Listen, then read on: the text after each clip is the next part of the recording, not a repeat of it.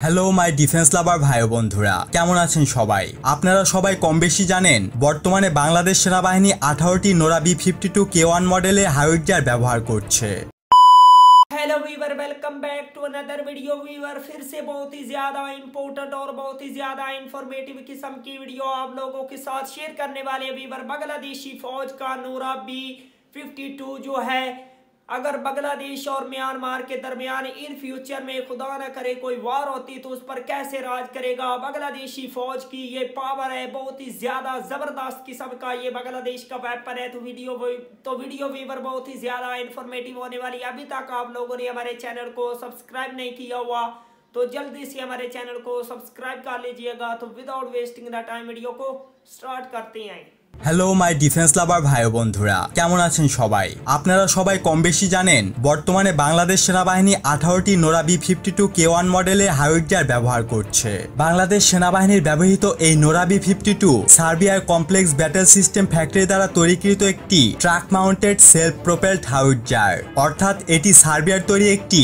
155mm অথবা 52 ক্যালিবারের self propelled higher কামান। এটি একটি 4th জেনারেশনের আর্টিলারি সিস্টেম। 2003 সালে প্রথমের প্রোটোটাইপটি তৈরি করা হয় আর 2007 সালে এটি সার্বিয়ার সেনাবাহিনীর সার্ভিসে যোগ হয়। বর্তমানে বাংলাদেশ সেনাবাহিনী 18টি নোরা B-52K1 মডেলের হাইজার অপারেট করলেও বার্মিজ সেনাবাহিনীর কাছে এখন 30টা নোরা B-52 হাইজার কামান রয়েছে। তো চলুন ছোট্ট ইন্ট্রোর পর সরাসরি জানাবো যুদ্ধক্ষেত্রে এটার ভূমিকায় কেমন হবে আর আমাদের নোরা B-50 গুলোর বিধ্বংসী ক্ষমতায় বা কেমন।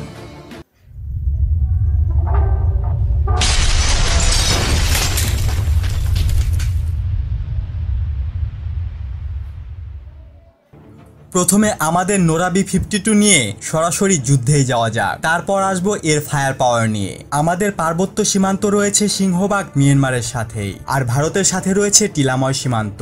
যেহেতু আমাদের শত্রু প্রতিপক্ষ মিয়ানমার, ফলে পাহাড় ঘেরা এই এরিয়াতে ট্যাঙ্ক সাজোয়া যান নিয়ে বেশি দূর এগোনো যাবে না, তা অচল হয়ে থাকবে। মিয়ানমারের বিওপি গুলো পাহাড়ের ওপরে আর আমাদেরগুলো নিচে, ফলে বেশিরভাগ সীমান্ত উত্তেজনায় মিয়ানমার বিশেষ সুবিধা পাচ্ছে। কারণটা নিচ থেকে গুলি মর্টার গোলা নিক্ষেপ করলে টার্গেট মিস হবে, কিন্তু এখানে রাজত্ব নোরা B-52 এর। গাইডেড আর্টিলারি ফায়ার শত্রুর উচ্চতায় পৌঁছাতে সক্ষম, সেটা যত উঁচু হোক তাও। এক্ষেত্রে আমরা কার্গিল যুদ্ধের দিকে তাকাতে পারি। আপনারা জেনে থাকবেন পাকিস্তানের মাত্র 5000 সেনা ভারতের সব কয়টি শৃঙ্গ দখল করে নেয়, কারণ পাহাড়ের ওপর পাক সেনাদের ঘাঁটি। ফলে ভারত সেখানে মার খেতে থাকে, কিন্তু তখনই আবির্ভাব ঘটে রাশান গাইডেড উচ্চপাল্লার আর্টিলারি গানের, যা নির্দ্বিধায় পাহাড়ের ওপর পাকিস্তানি ঘাঁটিতে হামলা চালাতে সক্ষম হয়। এরপর কার্গিল আবার ভারতের অধীনে চলে আসে।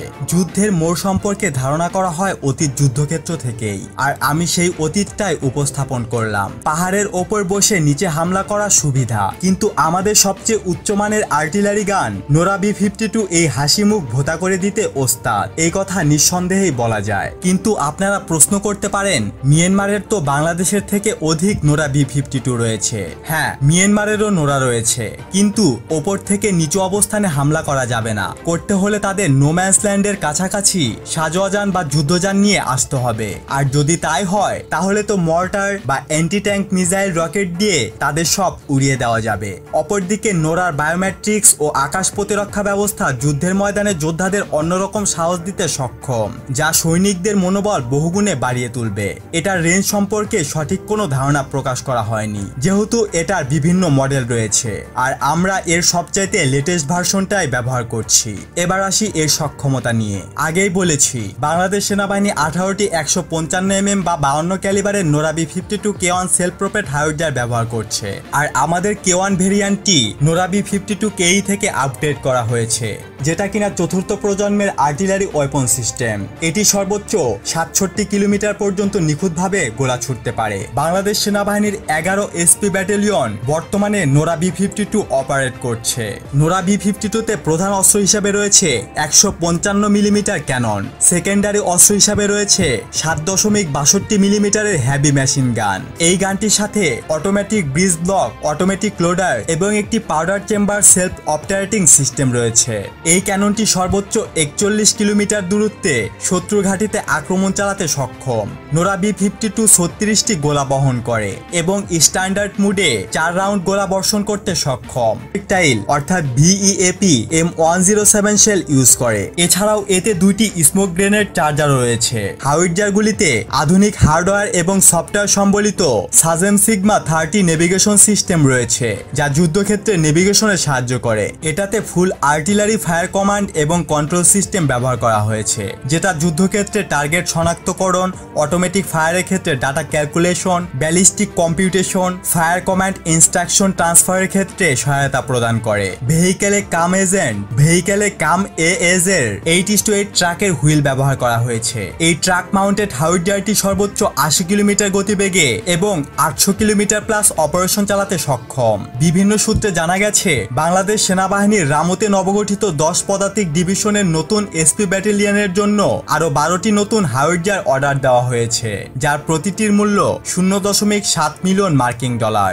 এক নজরে দেখে নিন Nora B-52K1 type self propelled howitzer, ওজন 34 টন, দৈর্ঘ্য 11,000 মিলিমিটার। वंडरफुल वीवर, क्या बात है। ये था बांग्लादेश का नोरा B-52 जो है किसी भी कम्बैट में बांग्लादेश की पावर बन सकता है। ये बांग्लादेश का बहुत ही ज्यादा पावरफुल किस्म का वेपन है और इसको इस्तेमाल किया जा सकता है किसी भी कम्बैट में। इस तरह के पावरफुल किस्म के और जदीद और एडवांस लेवल के जो बांग्लादेश है वेपन को बाय करता जा रहा है और अपनी मिलिट्री को एडवांस लेवल पर बनाता जा रहा है। स्ट्रॉन्ग, बहुत ही ज़्यादा एडवांस लेवल की जो बांग्लादेश की मिलिट्री है उसको जदीद और मॉडर्न करने के लिए बांग्लादेश दिन ब दिन ऐसे ऐसे वेपन को बना भी रहा है और ख़रीद भी रहा है। तो इंशाल्लाह आई होप कि बांग्लादेश की आर्मी जो है बहुत ही ज़्यादा स्ट्रॉन्ग हो 2025 में। तो वीवर, अगर आप लोगों को मजीद इंटरेस्टिंग वीडियो देखनी है तो जल्दी से हमारे चैनल को सब्सक्राइब कर लीजिएगा। मिलते हैं आपसे नेक्स्ट वीडियो में इंशाल्लाह, तब तक के लिए अल्लाह हाफिज़।